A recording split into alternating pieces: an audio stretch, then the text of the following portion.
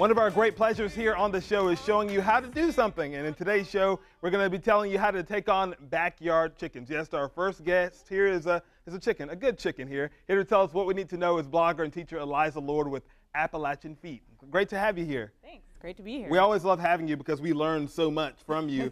You teach these classes on homesteading, Yes. being more sustainable, and just how to do things, from recipes to raising backyard chickens. Yeah. Tell us about your blog, and then we'll introduce our little guest here. Okay. Well, it's a how-to blog. It has all kinds of urban homesteading topics on it. I do a lot of foraging. I do nature interpretation, cooking, canning, definitely backyard animals. I'm a beekeeper. She has so many skills, and it makes you feel bad about the things that you don't know how to do, but No. you can learn by following your blog. All things that save you money, save you time, and people with big families looking for ways to save money are a great avenue for them, for sure. Okay, so introduce us to our friend here. Okay, this is Lasertron Egginator that my husband named. Lasertron Yep. Egginator. Your husband would be the one that picked out that name, Yeah, right? yeah, and he says you have to call her Old Lasertron. Oh, okay. She's a cuckoo Moran hen, which is a French heritage breed, and she lays really dark chocolate brown eggs. Do they taste like chocolate? They do not. They taste like really good eggs.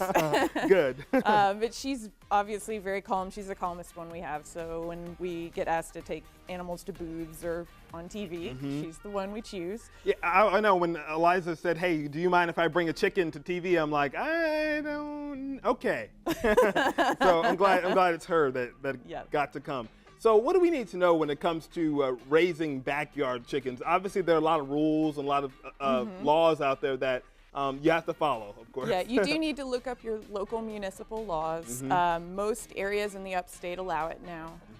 And you know, you don't want to have like a huge chicken farm in your backyard. Obviously, you want to keep to a handful of birds, and then you'll have just enough for your family. I mean, most chickens will lay about 5 eggs a week in their first 4 or 5 years. Right. So that's a lot of eggs. You don't need a ton of chickens.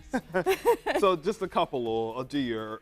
So what is the best way to get started? Is there like a place like go to a chicken farm and find a couple? Are there certain breeds you should be looking for, like for a backyard scenario? Okay, the heavier breeds are a good idea for a backyard. So the Buff Orpingtons, the Cucamarons, the Barred Rocks, Australorps are good, just because the heavier ones can't fly over the fence as easy.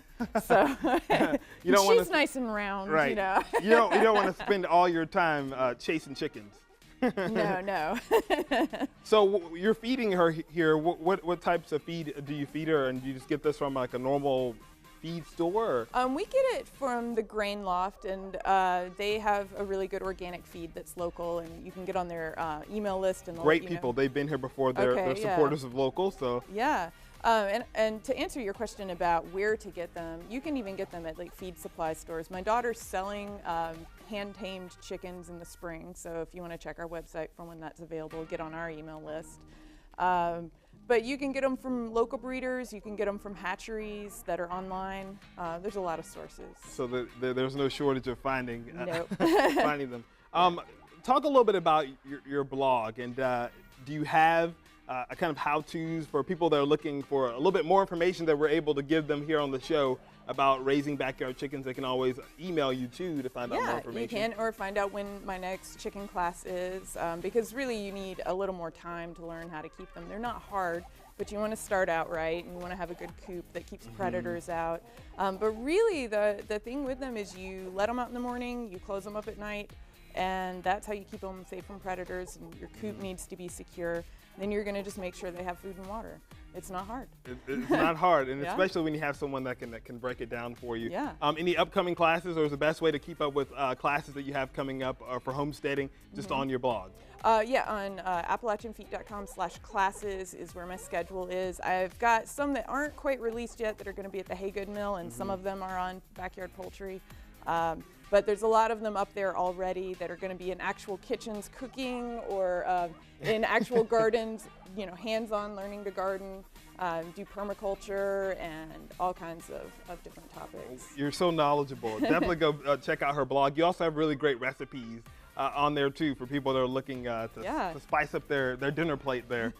Eliza, thank you so much for being here and bringing our visitor who is very interested in this iPad. She is. I think she thinks she could peck at She that. loves technology. I'm losing my job to a chicken. Thank you so much for being here.